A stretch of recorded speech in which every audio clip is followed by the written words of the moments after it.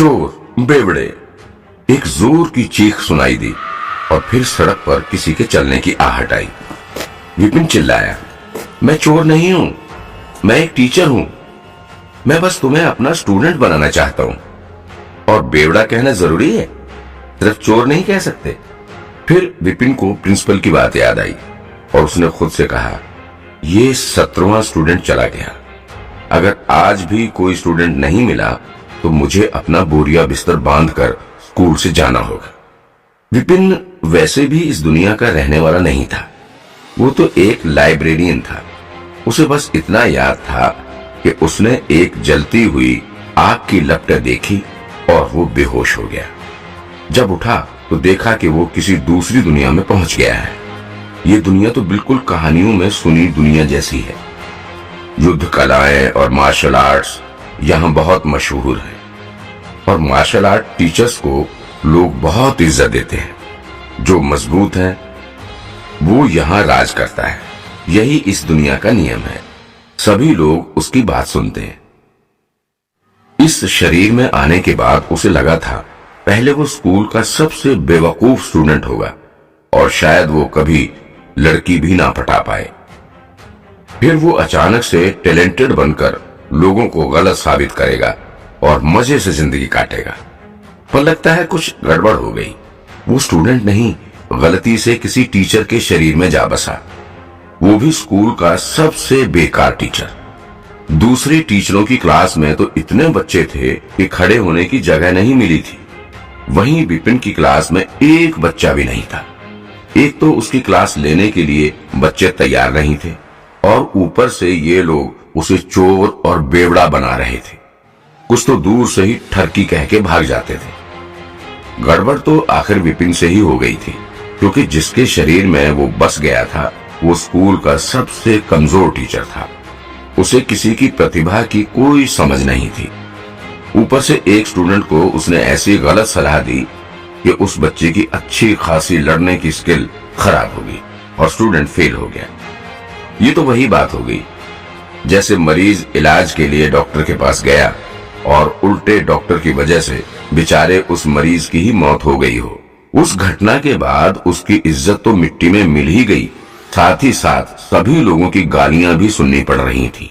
नए स्टूडेंट विपिन को अपना टीचर बनाना तो दूर, उसकी क्लास में आ भी नहीं रहे थे।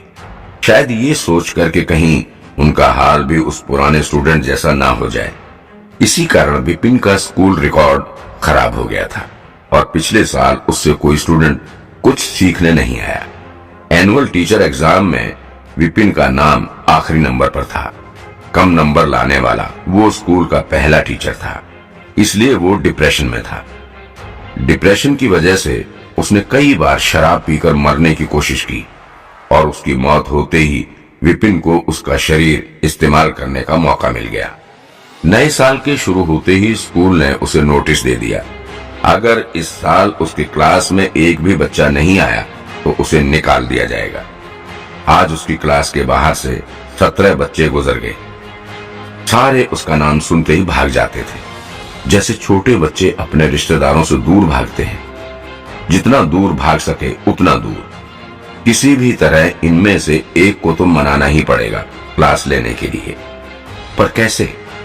वो मानने का कोई तरीका सोच ही रहा था कि एक लड़की उसकी क्लास के दरवाजे पर आई। वो थोड़ी घबराई सी लग रही थी। क्या ये शर्मा सर की क्लास है? दिखने में तो ठीक है, पहनावे से अच्छे घर की लग रही है, कितने प्यार से बात कर रही है। शर्मा सर स्कूल के बेस्ट टीचर हैं। उनकी क्लास में बच्चे तो इतने होते हैं कि पांव रखने की जगह नहीं होती, फिर भी वो हमेशा डिमांड में रहते हैं। स्टूडेंट्स उनकी क्लास लेने के लिए दूर दूर से आते हैं। विपिन बोला, शर्मा सर की क्लास? अरे मैं ले जाता हूँ ना तुम्हें शर्मा सर की क्लास में। अपनी क्लास में एक बच्चे को खड़ा देख विपिन ने सोचा, कुछ करता हूँ, किसी भी तरह इस लड़की को अपना स्टूडेंट बना लेता हूँ। वो दिमाग पर जोर देकर आज तक सीखे सारे तिकड़म याद करने लगा। फिर बड़े ही आराम से अपनी कुर्सी पर बैठकर एक अलग अंदाज में बोला, तुम शर्मा सर की स्टूडेंट बनना चाहती हो? लड़की ने बड़ी ही उत्सुकता से सिर हिलाया। फिर विपिन ने पूछा, क्यों? लड़की बड़ी ही इज्जत से बोली, मैंने सुना है शर्मा सर इस स्कूल के सबसे अच्छे टीचर हैं। उनके पढ़ाए सारे स्टूडेंट्स होशियार हैं और उनकी क्लास में एडमिशन मिलना अपने आप में ही एक इनाम है। कही सुनी बातें सच हों ये जरूरी तो नहीं। टीचर्स जूते की तरह होते हैं, ये जरूरी नहीं कि सबसे महंगा जूता ही तुम्हारे लिए सबसे अच्छा हो। जरूरी ये है कि वो जूता तुम्हारे पाँव में आता है या नहीं। किसी टीचर की डिमांड कितनी हो, उसके पढ़ाने का तरीका कितना भी अच्छा क्यों ना हो, अगर उसकी सलाह तुम्हारी तकनीक से मिलती जुलती नहीं तो तुम आगे बढ़ना तो दूर, उल्टे तुम्हारी अपनी तकनीक बिगड़ जाएगी। अगर कोई टीचर उतना मशहूर ना भी हो लेकिन तुम्हारी और उसकी तकनीक एक ही हो तो उससे तुम्हें ही फायदा होगा। तुम जल्दी ही अपनी गलतियां सुधार लोगे और तकनीक बेहतर होने से तुम्हें अच्छे नंबर भी मिलेंगे। अच्छा, मैंने अपने बड़े भाई को भी ये कहते हुए सुना है। लड़की ने विपिन की बात पर थोड़ा ध्यान दिया लेकिन फिर उलझन में बोली, लेकिन मुझे नहीं पता कि मुझे किस तरह की तकनीक सूट करेगी। विपिन ने देखा कि लड़की बस मान ही गई है, उसे सिर्फ किसी तरह फालतू सी बातों में लगाए रखना है और अपना स्टूडेंट बना लेना है। ये सोचकर विपिन ने चोरों जैसे अपने चेहरे पर मुस्कान दिखाई, फिर एक लंबी सांस लेकर कहा, शायद किस्मत में हमारी मुलाकात होना लिखा था। एक काम करते हैं, मैं भी इस स्कूल में टीचर हूँ। मैं तुम्हारी क्षमता, तकनीक और स्वभाव देखकर एक अच्छा टीचर चुनने में तुम्हारी मदद करता हूँ। लड़की ने बड़ी खुशी से सिर हिलाया और बोली, क्या वाकई में सर, आप मेरी मदद करोगे? उसे बिल्कुल नहीं लगा था कि कोई टीचर जिसे वो बस ऐसे ही मिल गई हो वो इतनी मदद करेगा। विपिन ने बोरियत से लड़की की तरफ देखा और बोला, ठीक है, चलो अब अपने तकनीक का एक नमूना दिखाओ। जी सर। हैया। कुछ ही पल में लड़की के पंच से पूरे कमरे में एनर्जी आ गई। जैसे जैसे लड़की मार्शल आर्ट्स पोज देती रही वैसे वैसे एनर्जी उसके चारों तरफ घूमने लगी, और क्योंकि उसकी एनर्जी बिखरने के बजाय लड़की के आसपास ही घूम रही थी, इससे पता चलता है कि उस लड़की का बेसिक ज्ञान बहुत मजबूत है। उसकी एनर्जी शक्तिशाली है लेकिन छुपी हुई है, बस थोड़ी और प्रैक्टिस की जरूरत है। लड़की के रुक जाने पर विपिन ने गर्व से सिर हिलाया और कहा, ठीक है, मैं देख सकता हूँ तुम्हारा बेसिक नॉलेज अच्छा है और टैलेंट भी बहुत है तुम्हारे अंदर, और तुमने अपनी प्रैक्टिस पर भी बहुत मेहनत की है। तुम्हारे जैसे जीनियस आजकल कम ही मिलते हैं। बस तुम्हें एक अच्छे टीचर की जरूरत है जो तुम्हारी तकनीक को तराश सके। पृथ्वी ग्रह के भविष्य बताने वालों की तरह उसने भविष्यवाणी की। बड़ी ही चालाकी से उसने ये कहा ताकि सुनने वाले वही समझें जो वे सुनना चाहते हो, और फिर वे चौंक कर सोचेंगे कि विपिन का कहा कितना सटीक था। खासकर तुम्हारी टांगों में कमाल की ताकत है, बिल्कुल एक हाथी जैसे अपनी जगह पर खड़ी। हर पोज उफनती समुद्री लहरों जैसा है, बेहद शक्तिशाली। अगर तुम आगे भी ऐसी ही मेहनत करोगी तो तुम्हारा भविष्य बहुत अच्छा होगा। लड़की ने शक की नजर से विपिन को देखा और बोली, टीचर, मेरे पैर में तो चोट लगी है। डॉक्टर ने तो कहा कि मेरा एक पैर बेकार हो गया है। विपिन को लगा कि उसका झूठ पकड़ा गया। चोट? लेकिन वो भी जिद्दी था, तो फिर बातें बनाते हुए बोला, तुम्हें क्या लगा मुझे पता नहीं चलेगा? मुझे तो पहले पोज से ही पता चल गया था। मैंने इसलिए पैर के बारे में ऐसा कहा क्योंकि वो कहते हैं ना, तबाही के बाद ही नया जन्म होता है। चोट लगने की वजह से ही तुम्हें अनजाने ही सही एक मौका मिल गया है जो किसी और के पास नहीं है। अगर तुम ठीक से इस मौके का फायदा उठा सकोगी तो तुम्हारा पैर ही तुम्हारी सबसे बड़ी शक्ति बन जाएगा। दूसरे बच्चे सोचते ही रह जाएंगे कि ये सब हो कैसे गया, लेकिन उन्हें कुछ समझ नहीं आएगा। वैसे भी विपिन सिर्फ बातें बना रहा था। अगर बातों से ही वो उस लड़की को अपना स्टूडेंट बना सके तो वो ऐसा ही करेगा। अभी सबसे जरूरी है किसी भी तरह एक स्टूडेंट को उसकी क्लास में दाखिले के लिए मनाना। लड़की खुश होकर बोली, मौका? सर, कैसा मौका? चोट के बाद तो उसे हमेशा ऐसा ही लगता था कि वो कभी महान मार्शल आर्ट्स खिलाड़ी नहीं बन सकेगी। उसे खुद पर भरोसा ही नहीं था। उसे क्या पता था कि चोट की वजह से उसे इतना बड़ा मौका मिल जाएगा। विपिन बातें बनाता ही जा रहा था। इस मौके के कारण तुम एक बार में ही सफल हो जाओगे।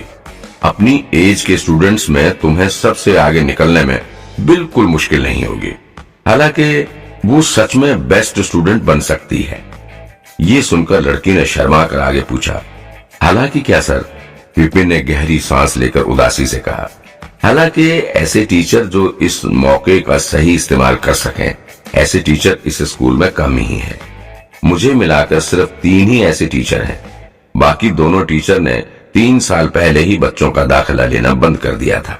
इसलिए तुम्हारी सिफारिश करना तो मेरे लिए भी मुश्किल है। दाखिला लेना बंद कर दिया है? लड़की को लगा था चलो कुछ तो अच्छा होगा, पर यह सुनकर वो उदास हो गई।